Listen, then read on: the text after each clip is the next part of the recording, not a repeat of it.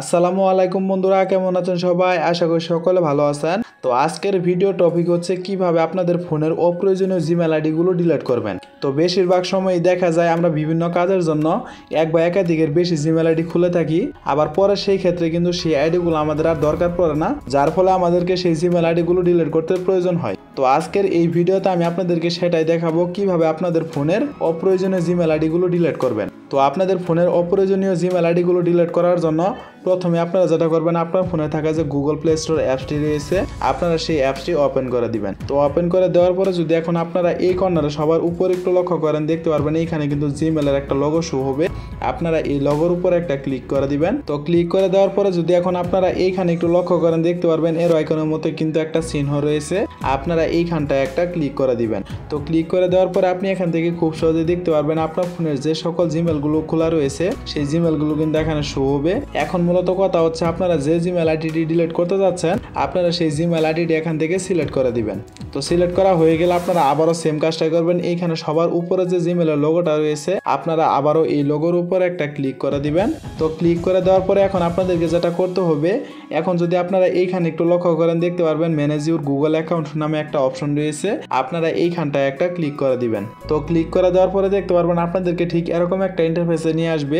এখন যদি আপনারা এইখানে একটু লক্ষ্য করেন, দেখতে পারবেন এখানে কিন্তু বেশ কিছু অপশন রয়েছে, আপনারা এই অপশনগুলো ডান দিক থেকে বাঁ দিকে স্ক্রল করবেন। তো বাঁ দিকে স্ক্রল করলে কিন্তু আপনারা এইখানে ডাটা অ্যান্ড প্রাইভেসি নামে একটা অপশন পেয়ে যাবেন। আপনাদের এই অপশনটি যেখানে থাকুক না কেন আপনারা এইখান থেকে এই অপশনটিকে খুঁজে বের করে ডাটা অ্যান্ড প্রাইভেসির যে অপশনটি রয়েছে এইখানটায় একটা ক্লিক করে দিবেন। তো ক্লিক করে দেওয়ার পরে দেখতে পারবেন আপনার সামনে কিন্তু এরকম চলে আসবে। এখন আপনাদেরকে যেটা করতে হবে, আপনারা স্ক্রল করে একদম শেষের দিকে চলে আসবেন। তো শেষের দিকে আসার পরে যদি এখন আপনারা এইখানে একটু লক্ষ্য করেন, দেখতে পারবেন ডিলিট ইউর গুগল অ্যাকাউন্ট নামে একটা অপশন রয়েছে, আপনারা এইখানটায় একটা ক্লিক করে দিবেন। তো ক্লিক করে দেওয়ার পরে এখানে কিছুক্ষণ লোড নিবে। তো কিছুক্ষণ লোড নেওয়ার পরে দেখতে পারবেন আপনার সামনে কিন্তু ঠিক এরকম চলে আসবে। এখন মূলত কথা হচ্ছে আপনারা যে জিমেল আইডিটি ডিলিট করতে যাচ্ছেন আপনারা সেই জিমেল আইডি যে পাসওয়ার্ডটি রয়েছে আপনারা সেই পাসওয়ার্ডটি এইখানে এন্টার ইউর পাসওয়ার্ডের যে অপশনটি রয়েছে এইখানটায় বসিয়ে দিবেন। আপনাদের পাসওয়ার্ডটি বসিয়ে দেওয়ার পরে যদি এখন আপনারা এইখানে একটু লক্ষ্য করেন, দেখতে পারবেন নেক্সটের একটা অপশন রয়েছে, আপনারা এইখানটায় একটা ক্লিক করে দিবেন। তো ক্লিক করে দেওয়ার পরে দেখতে পারবেন আপনাদেরকে ঠিক এরকম একটা ইন্টারফেসে নিয়ে আসবে।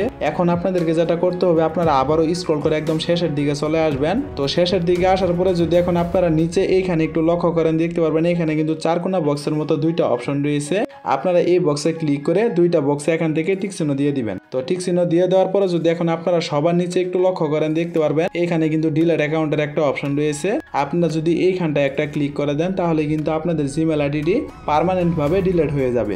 আমি আবারও বলছি, যদি আপনারা এই জিমেল আইডিটি লাস্ট 28 দিনের ভিতরে লগ ইন না করেন তাহলে কিন্তু আপনাদের এই জিমেল আইডিটি পার্মানেন্ট ভাবে ডিলিট হয়ে যাবে।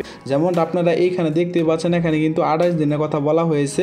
যদি আপনি 28 দিনের ভিতরে এই জিমেল আইডিটি লগ ইন না করেন তাহলে কিন্তু আপনার এই জিমেল আইডিটি পুরোপুরিভাবে ডিলিট হয়ে যাবে। আপনি চাইলে কিন্তু কখনোই আর এই জিমেল আইডিটি ফেরত পাবেন না। তো বন্ধুরা, মূলত এই ছিল আমাদের আজকের ভিডিওটা যদি আপনাদের কাছে ভালো লেগে থাকে তাহলে অবশ্যই ভিডিওতে একটা লাইক করে দিবেন। আর এরকম ইন্টারেস্টিং ভিডিওগুলো প্রতিনিয়ত পেতে চাইলে অবশ্যই আমাদের চ্যানেলটিকে সাবস্ক্রাইব করে অল নোটিফিকেশন করে রাখবেন। তো দেখা হচ্ছে পরবর্তী কোনো নতুন ভিডিওতে। সে পর্যন্ত সুস্থ থাকুন, ভালো থাকুন, আল্লাহ হাফেজ।